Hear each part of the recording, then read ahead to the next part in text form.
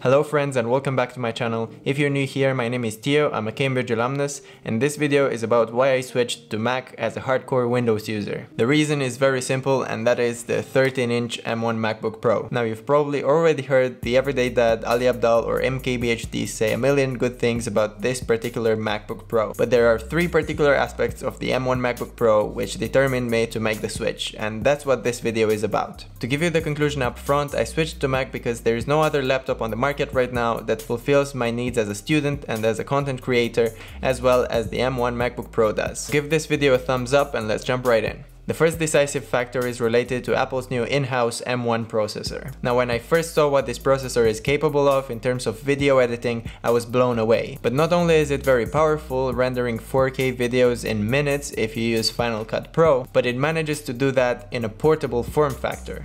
I mean, look at this.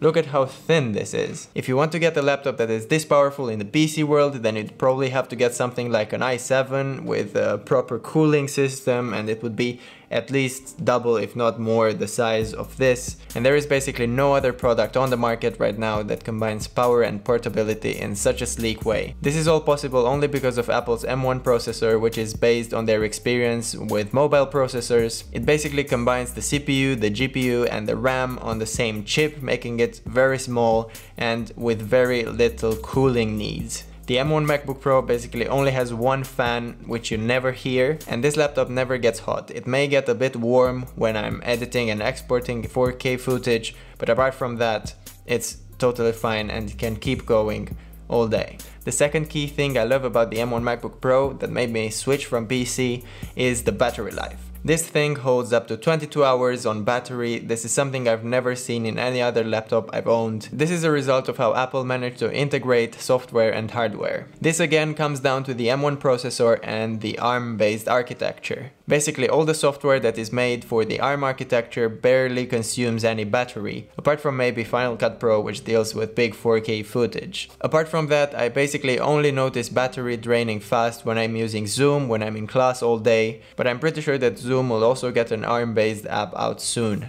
Another important factor that is contributing to this battery performance is again the form factor of the M1 processor. Basically, by having a smaller processor, you can fit in a lot more battery into a small laptop. And just for the sake of comparison, my previous PC, which didn't even handle 4K footage as well, had about 3 to 4 hours of battery life when I was using it thoroughly.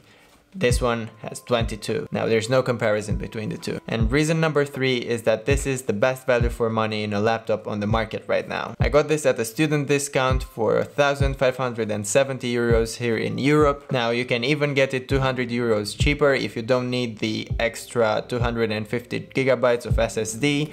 I needed that because I'm editing footage, and to be honest, if I was just studying and not creating any video content and perhaps only doing some photo work or design work on the side, then I would have definitely gone with the MacBook Air, which is just as good but even cheaper. You can get that one at about 1,000 euros here in Europe, and that's great value. For me, the 13-inch M1 MacBook Pro with 512 gigabytes of SSD and 8 gigs of RAM is the best value for money because I'm also doing creative work, creative video work for this YouTube channel. And the extra fan that this one has helps a lot with the sustained performance needed when I'm editing for an entire day and then rendering a video as well. Now last but not least, I love the fact that it says right here on the front, I don't know if you can see, that you can give this video a thumbs up and subscribe to my channel for all the upcoming videos about productivity and self-improvement, as well as some more techie videos. If you want to get into closer contact with me, the best way is to join my newsletter and reply to one of my newsletter issues,